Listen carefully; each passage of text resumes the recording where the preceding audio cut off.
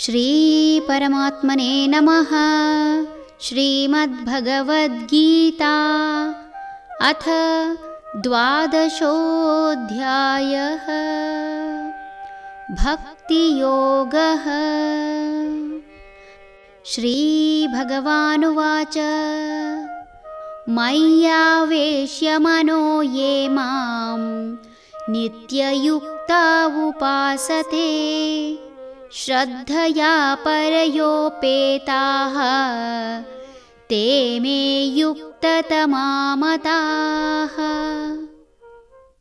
ಶ್ರೀ ಭಗವಂತನು ಹೇಳಿದನು, ಅರ್ಜುನ, ನನ್ನಲ್ಲಿಯೇ ಮನಸ್ಸನ್ನು ನಿಲ್ಲಿಸಿ ಪೂರ್ಣ ಶ್ರದ್ಧೆಯಿಂದ ನನ್ನ ಸಗುಣ ರೂಪವನ್ನು ಎಡೆಬಿಡದೆ ಭಜಿಸುವವರೇ ಶ್ರೇಷ್ಠರು ಎಂದು ನನ್ನ ಅಭಿಪ್ರಾಯ.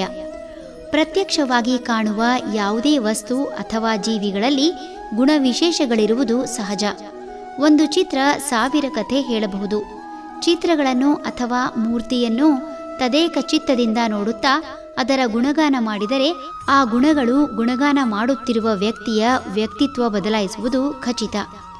ಮನುಷ್ಯ ಒಂದು ಶಿಲೆಯ ಮುಂದೆ ನಿಂತು ತನ್ನ ಕಲ್ಪನೆಯ ಮೂಲಕ ಅದಕ್ಕೊಂದು ರೂಪ ಕೊಟ್ಟು ಅದು ತಾನು ಅಂದುಕೊಂಡ ರೂಪದಲ್ಲಿ ಇಲ್ಲದಿದ್ದರೂ ಕಲ್ಪಿಸಿಕೊಂಡ ರೂಪದಿಂದ ಗುರುತಿಸಿ ಶರಣಾಗುವುದು ಸಹಜ.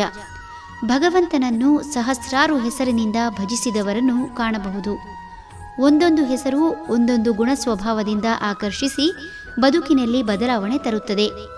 ಕೆಲವು ಮನುಷ್ಯರು ಭಗವಂತನನ್ನು ನಂಬುವುದಕ್ಕಿಂತ ತಮ್ಮ ಜೀವಿತಾವಧಿಯಲ್ಲಿ ತಮ್ಮನ್ನು ಆಕರ್ಷಿಸಿದ ವ್ಯಕ್ತಿಯನ್ನೇ ದೇವರಂತೆ ಪ್ರೀತಿಸಿ ಪೂಜಿಸುವುದು ಇಂದಿನ ಯುಗದಲ್ಲಿ ಕಾಣಬಹುದು. ಪ್ರತ್ಯಕ್ಷವಾಗಿ ಕಂಡ ಅಥವಾ ತಾನೇ ಚಿತ್ರಿಸಿಕೊಂಡ ರೂಪದ ಮೇಲೆ ತನ್ನ ಮನಸ್ಸನ್ನು ಕೇಂದ್ರೀಕರಿಸಿ ಶ್ರದ್ಧಾಭಕ್ತಿಯಿಂದ ಜಪಿಸುವವರೇ ಶ್ರೇಷ್ಠರು ಎನ್ನುತ್ತಿದ್ದಾನೆ ಭಗವಂತ. ಹರಿ ಓಂ ತತ್ಸತ್.